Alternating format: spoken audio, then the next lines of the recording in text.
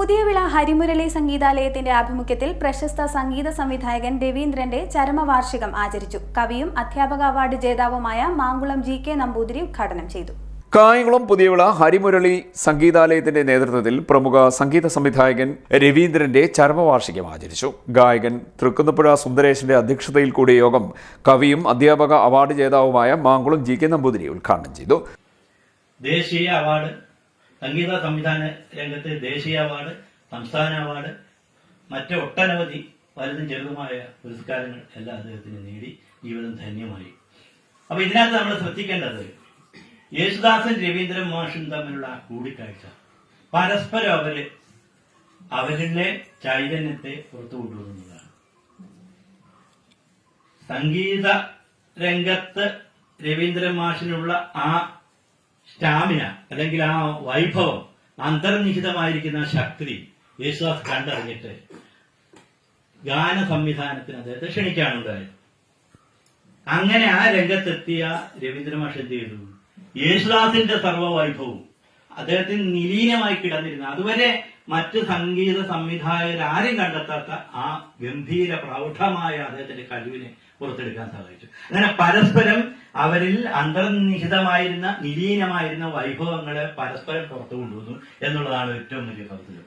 മറ്റ് സംഗീത സംവിധായകരാരും യേശുദാസിന്റെ ശബ്ദത്തിന്റെ വൈവിധ്യത്തെയും വൈചിത്രത്തെയും റേഞ്ചിന്റെ വിവിധത്വത്തെയും ഇതുപോലെ പുറത്തു കൊണ്ടുവന്നായിട്ടില്ല. ദേവരാജൻ മാഷാണ് ഏറ്റവും കൂടുതൽ അദ്ദേഹത്തിന്റെ ശബ്ദം ഉപയോഗിച്ചത്. എങ്കിൽ തന്നെ ദേവരാജൻ മാഷ് കാണാത്ത ചില വശങ്ങൾ കൂടി യേശുദാസിന്റെ ശബ്ദത്തിന്റെ ഡെപ്തിനെ കണ്ടെത്തി പുറത്തു കൊണ്ടുവന്നു, ആഴങ്ങളെ പുറത്തു കൊണ്ടുവന്നു എന്നുള്ളതാണ് രവീന്ദ്രന്റെ ഒരു വലിയ സവിശേഷത. തുടർന്ന് ശ്രീകുമാരി, സുന്ദരേശൻ, വാസുദേവൻ, ഹരിഗോവിന്ദ് എന്നിവർ രവീന്ദ്രന്റെ ഗീതങ്ങൾ ആലപിച്ചു.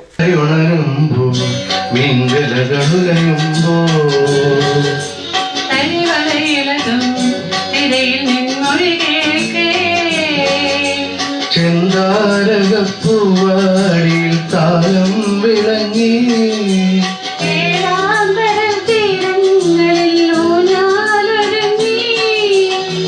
രാവിൻ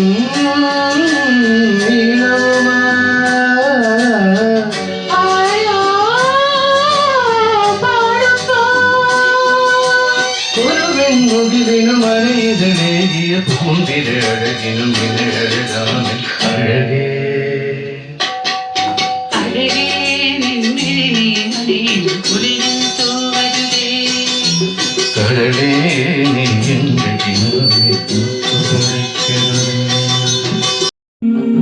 കുടികൊള്ളും മഹേശ്വരി ഗുണദായിനി സർവശുഭകാരിണി കാതര ഹൃദയ സരോവര നിരുകയിൽ ഉദയാകുലിയാകൂ മംഗളമന്ദസ്മിതം തൂകൂ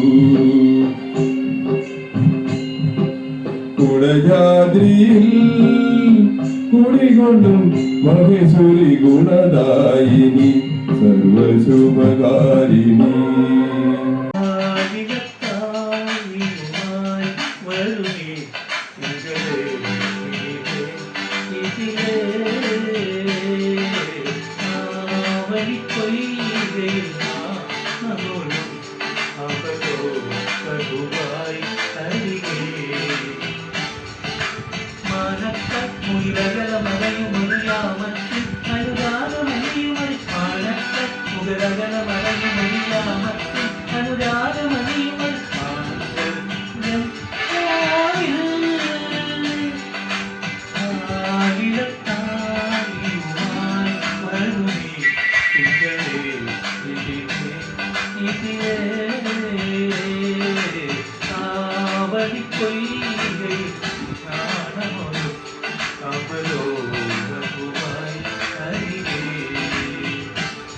CD Net News കായംകുളം.